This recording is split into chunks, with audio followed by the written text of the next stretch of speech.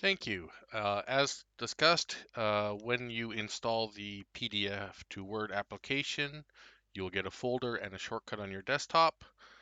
Your folder will contain the install files as well as your inbox and outbox and runtime files.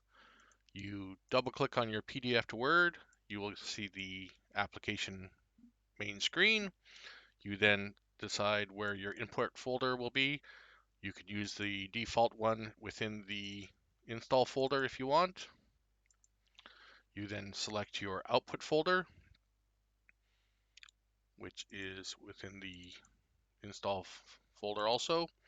And then you can then pick your PDF files that you want to have converted. You can copy them or you can move them in there.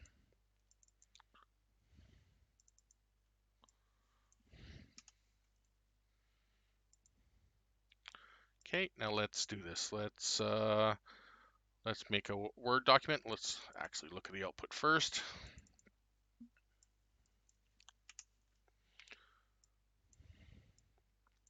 This does not require you to have Office on this computer to do the conversion, so that makes it easier if you just need to convert.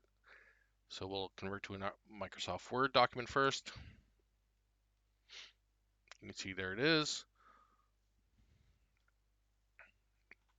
Once done, it will let you know the process is complete. We'll make an Excel file, and we'll also make a PowerPoint file.